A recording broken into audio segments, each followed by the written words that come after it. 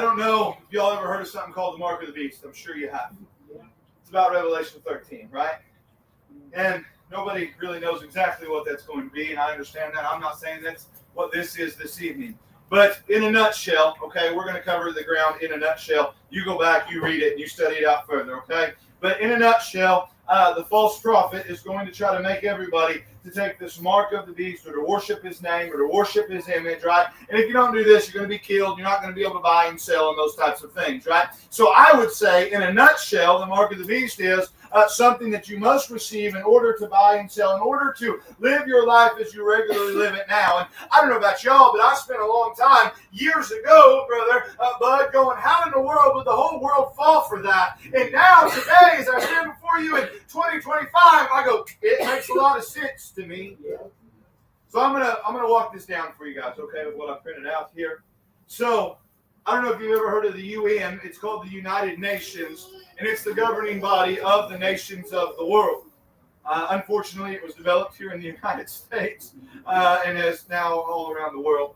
And the UN Charter is something that a person probably ought to know. I can tell you this, that once you've signed up to the Charter, you are held liable to the UN, meaning we don't really set our own policies in the United States. They have to coincide with the United Nations.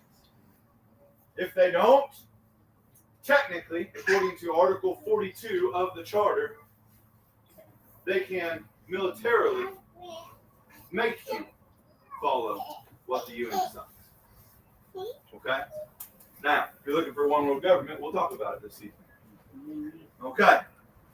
They have something called the Agenda 2030 Sustainable Development Goals, adopted by all the United Nations members in 2015, provides a shared blueprint for peace and prosperity for the people and the planet.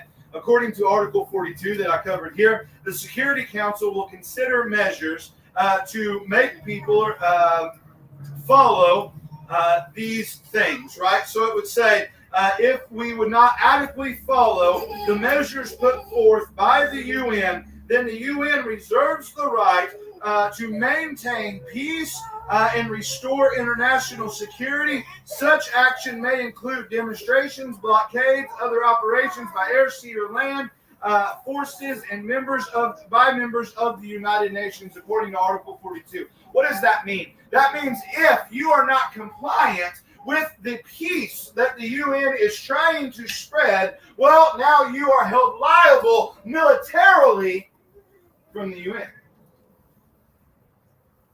Okay? Bear with me. So one of the Sustainable Development Goals, 16.9, is identity for all, including birth registration by 2030. And see, I want you to start to get the information. I want you to start to understand the wording. So here already they're saying, look, this is identification for everybody. Everybody's got to have it. But they're going to say, listen, it's for birth registration. And then it'll go on to say things like this. Well, really, it is for equality for everybody, because during the 2020-2019 COVID pandemic, man, when we sent money out to the people, like, women didn't really get the money. The men just stole it. But if the woman had a digital ID and the man had a digital ID, well, then what we could do is make sure the woman gets the money and we can make sure the man gets the money, and it can't be stolen because that ID will be attached to your banking system. The man that starts off slick, doesn't it? We just want to make sure, because, man, if you don't have ID, this is what they'll say, and you can go read it. By the way, the printout's got the websites. I just copy and pasted what they said. I didn't add none of my own words into it.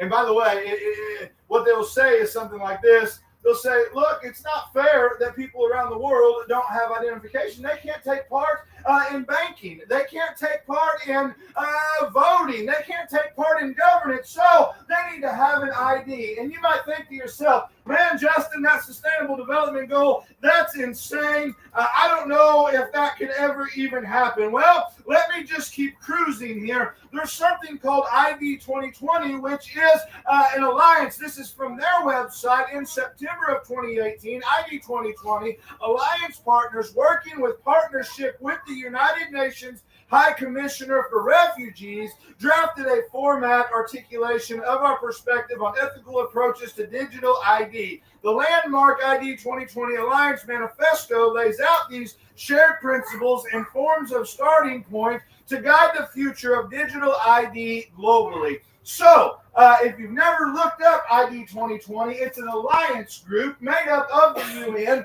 and then you can go look at the contributors. You're going to have things like Microsoft and all of these big corporations that wants everybody to have a digital identification, once again, paired back up with the UN for the safety of refugees. Now, and if you'll read, what they'll say is something like this one. They'll say, listen, somebody in some country that is war-tattered, when they go to another country, how do we prove what they are? Well, they've got to have an ID. And if they can have a digital ID that has their health records and their bank accounts and everything about them on it, well, now we can know exactly who they are. It's really best for everybody, is it not?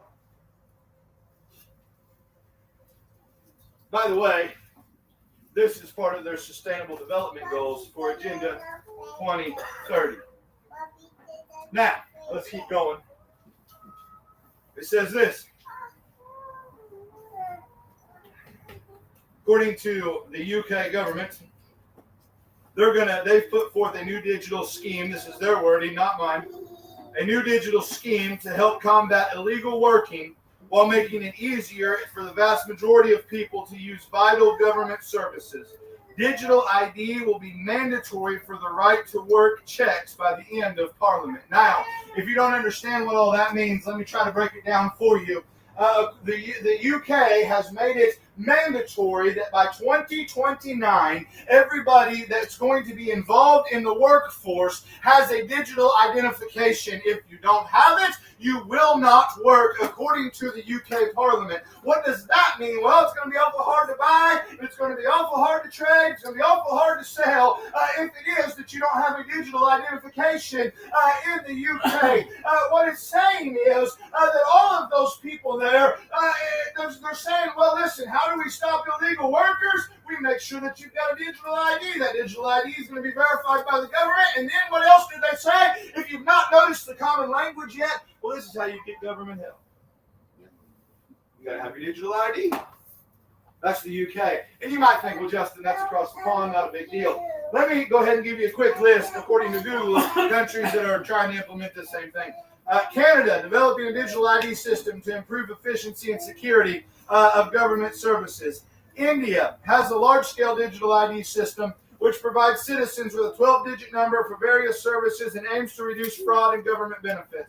Australia allows citizens to use digital ID to access a range of private services from banking to buying alcohol. Denmark, students use national ID to access their education records and qualify for jobs and university applications. European Union has created an EU digital ID wallet, a system for citizens to securely store and share digital identification. Estonia, digital ID system that enables citizens to access services like child benefits and health care seamlessly. Let me tell you this evening why I'm telling you this.